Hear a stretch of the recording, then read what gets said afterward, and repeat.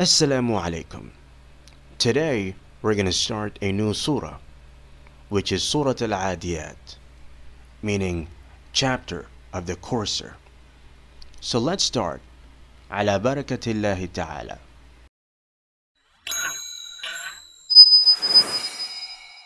Now the first three verses of the surah are, after Bismillahir Rahmanir Rahim, وَالْعَادِيَاتِ ضَبْحًا فَالْمُورِيَاتِ قَدْحًا فَالْمُغِيرَاتِ الصُّبْحًا,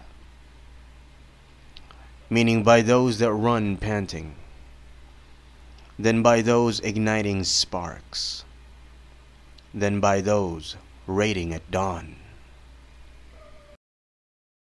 The first wow is not the famous conjunction and, but it is called wow al-qasam, meaning wow of the oath. That's why it necessarily comes before nouns. And in the first of the speech, it is an alternative of saying I swear by. Arabs use this wow instead of saying uqsum bi, meaning I swear by. Now in this surah, Allah Ta'ala swears by Al-Adiyat Dhabha. So Al-Adiyat Dhabha is by those that run panting. But originally it is Uqsum bi Al-Adiyat Dhabha. That is, I swear by those that run panting. Al-Adiyat here is the sound feminine plural of Al-Adiyat. That's the running or the courser. Dhabha is panting and snoring. There is no indication in the words of the verse to show whether those who run imply the horses. Only the word wal-adiyat, by those who run, has been used. That is why the commentators have disputed as to what is implied by those who run. One section of the companions and their immediate successors has been to think that it implies the horses. Another section says that it implies the camels. But since the peculiar sound called dhabha is produced only by the panting, snorting horses, and the following verses also, in which mention has been made of striking sparks and raiding a settlement early at dawn and raising clouds of dust, apply only to the horses. Most scholars are of the opinion that horses are meant. Al-Muriyat is the sound feminine plural of Al-Muriyat, that is the striker. Qadha is striking of fire. Strike sparks indicates that the horses run in the dead of night, for the sparks struck by their hoofs become conspicuous only at night. Al-Mughirat is the sound feminine plural of Al-Mughirat, the raider. Subha is at morning or at dawn.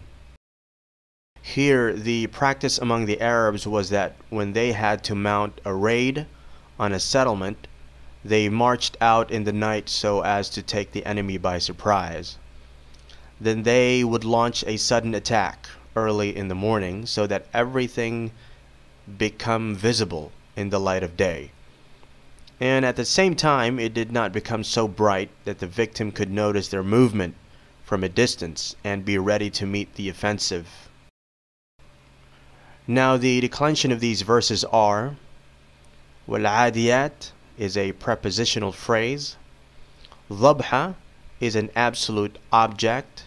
An absolute object is a verb's project that is etymologically related to the verb and serves as an adverbial modification, typically describing how the action of the verb is performed. This may add little or no extra meaning except to emphasize the action of the verb. Al-Muriyat is linked with Al-Adiyat by the conjunction fa, and Qadha is circumstantial accusative. It describes the circumstances or state of the subject or object of an action in the main clause at the time of that action. Al-Mughirat is linked with Al-Adiyaat by fa, and Subha is an adverbial of time.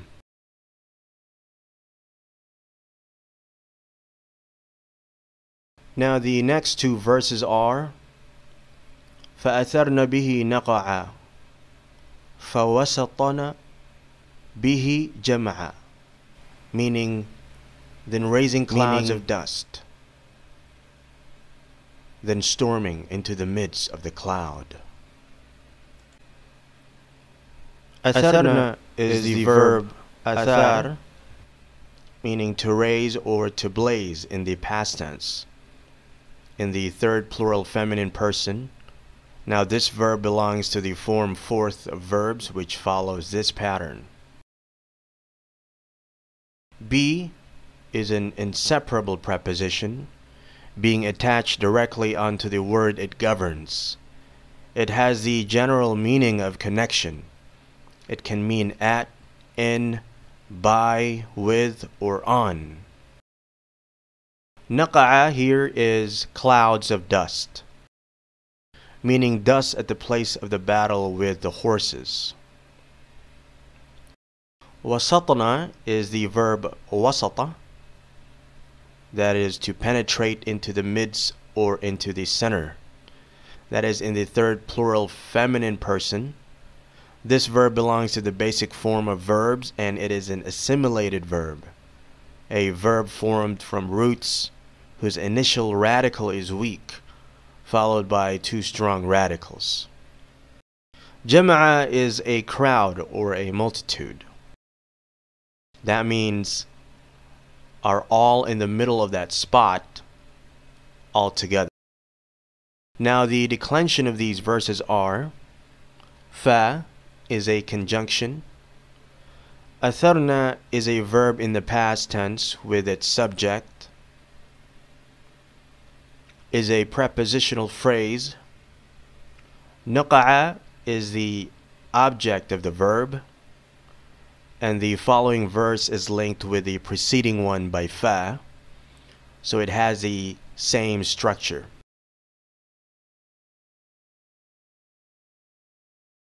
Now the next three verses are إِنَّ الْإِنسَانَ لِرَبِّهِ لَكَنُودٌ وَإِنَّهُ عَلَى ذَلِكَ لَشَهِيدٌ وَإِنَّهُ لِحُبِّ الْخَيْرِ لَشَدِيدٌ, meaning, indeed, man is certainly ungrateful to his Lord, and indeed he certainly bears witness to that, and indeed in his love for wealth he is certainly fierce. Inna is an emphatic particle which may introduce both nominal sentences and inverted verbal sentences. That is subject plus verb. It belongs to a group of particles known as inna and its sisters, and they govern a subject. When this can be inflected in the accusative case, it means indeed. Al-insan here meaning the man, la meaning to or for, the inseparable preposition, introduces the indirect object of a verb, indicating the person or thing towards which the action of the verb is directed. And Rabbihi is his Lord, with he is the possessive pronoun his. Inna may be rendered more emphatic by the use of the emphatic particle la. It may introduce the predicate of a nominal sentence, as the following word. We call it the skating lamb.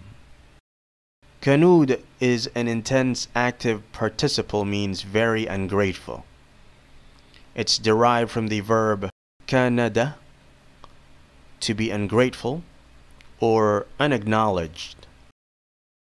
Now the oaths sworn in the first 5 verses of the surah refer in fact to the general bloodshed, looting, and plunder prevalent in Arabia at the time. This kind of tyranny and plunder was carried out mostly by means of horses, which Allah Ta'ala is presenting here as an argument for the fact that man is ungrateful to his Lord.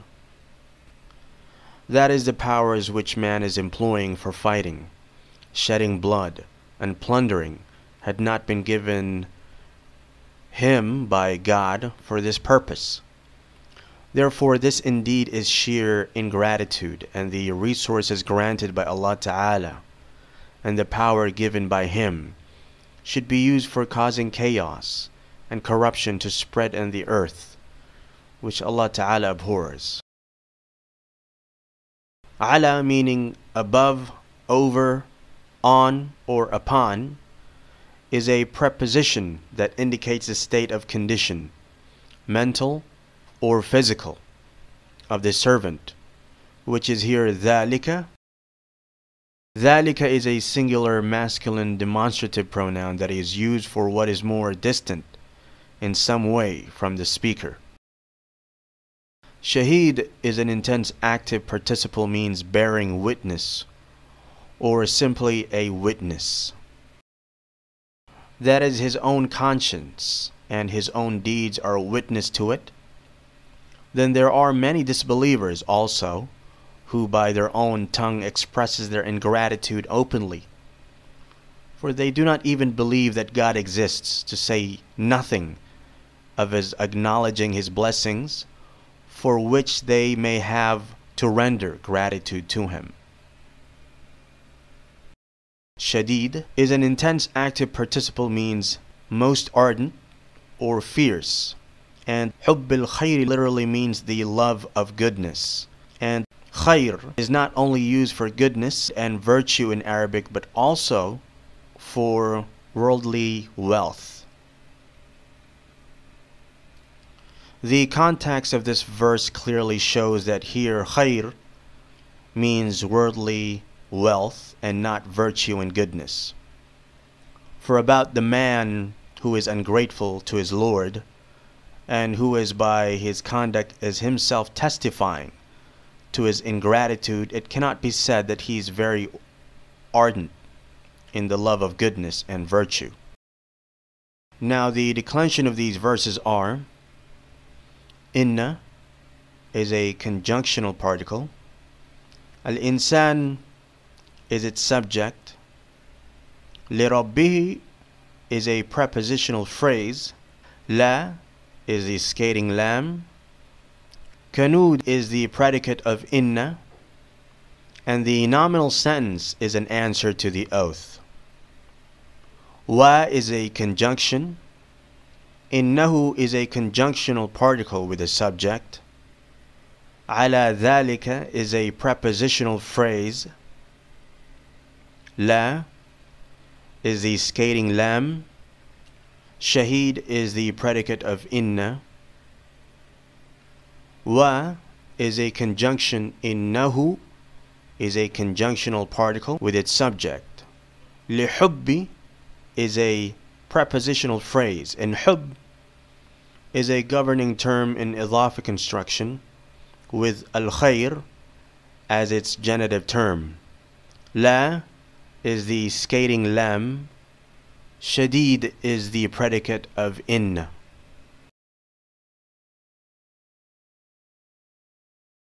And now the last 3 verses are: أفلا يعلم إذا بعثر ما في القبور وحصل ما في الصدور إن ربهم بهم يومئذ لخبير.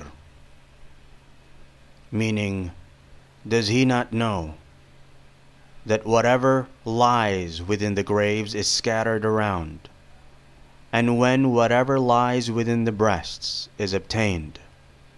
Indeed, on that day their Lord is most surely aware of them. A is the simplest interrogative particle and is used for questions which may be answered yes or no It always occurs at the beginning of a nominal or verbal sentence, prefixed to the following word, which is here la.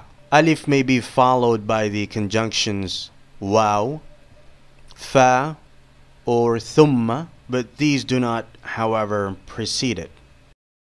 La is the most commonly negative particle used to negate a verb in the present tense. It immediately precedes the verb, which is here ya'lam. Ya'lam is the verb alima, meaning to know, in the present tense in the third singular masculine person, refers to al-insan. Now this verb belongs to the basic strong form of verbs, which all its radicals are strong or sound, meaning there is no weak letter between them. Idha is an adverbial of time, means when. The event or circumstance introduced by idha is generally always taking place, it therefore being typically expressed by a verbal sentence with a verb in the past or present tense.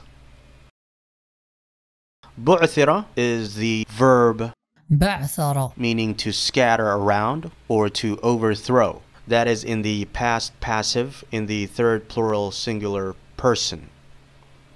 This verb is a quadrilateral verb, belongs to the basic strong form of verbs, which all its radicals are strong or sound.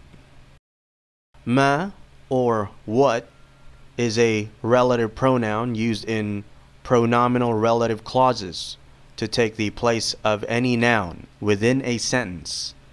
The relative clause usually contains a referent, which may, however, occasionally be omitted. Fi, that is in, within, or into, is a preposition that introduces here the place where something occurs or situated, which is al-qubur. Al-qubur is the broken plural of al-qabr, meaning a grave or a tomb. That is, the dead men will be raised back as living men from whatever state and whatever they would be lying buried in the earth. حصل, Is a verb حصل, meaning to make known, to lay bare, or to make apparent in the past passive. In the third plural singular person, this verb belongs to the form second of verbs, which follows this pattern. As-sudur is the broken plural of الصدر, meaning the breast. That is all the intentions, aims, and objects, ideas and thoughts, and the motives behind acts and deeds that lie hidden in the hearts, that are in the breasts, will be exposed and examined in order to sort out the good from the evil. In other words, judgment will not be passed only on the apparent and superficial as to what a man practically did, but the secrets hidden in the hearts will also be brought out to see what were the intentions and motives under which a man did what he did. ربهم, Meaning their Lord. Bihim is a prepositional phrase, ب, an inseparable preposition, being attached directly onto the word it governs. It has the general meaning of connection. It can mean at, in, by, with, or on. إذن, Is the genitive of the obsolete noun, إذ, that is time, is added to certain nouns with a temporal meaning. These nouns include حين, which is time, yawm, day, sa'a, that is hour, waqt, time, and آن, that is time, and give the following compounds. حينئذ, That is at that time or then, ساعتئذ, at that time or in that hour, وقتئذ, at that time or then, آنئذ, at that time, that day or then, and يومئذ. as in the verse means at that time, on that day, or then. What is meant by يومئذ is that day when the earth will be shaking. خبير Is an intense active participle, means most aware or all aware. It is one of the beautiful names of Allah Ta'ala from the verb خبر to have fully knowledge of. That is, Allah Ta'ala knows all of that they used to do, and He will compensate them for with the most deserving reward. He does not even do the slightest amount of injustice. Now the declension of these verses are: a is an interrogative particle, fa is a conjunction, la is a negative particle, ya'lamu is a verb in the present tense with a hidden subject. The adverbial of time idha is a governing term in idhafa construction. Bu'thira is a verb in the past passive. We call a phrase that has a verb in the present or the past passive by a phrase with a passive voice action. The subjects of passive verbs undergo the action. The passive voice is used when the agent of the action is unknown or not known for certain. When it is not wanted to mention the agent, or in order to emphasize a person or thing that undergo the action rather than the one who performs it. The relative pronoun ma is what we call the substitute for the subject. That's because in the passive construction in Arabic there exists no subject, so the object takes its place. Fil qubur is a prepositional phrase, and the sentence is a genitive term in the idhafa construction. Waw is a conjunction, حصل is a verb in the past passive. The relative pronoun ma is the substitute for the subject. Fi sudur is a prepositional phrase. Inna is a conjunctional particle, ربهم is the subject.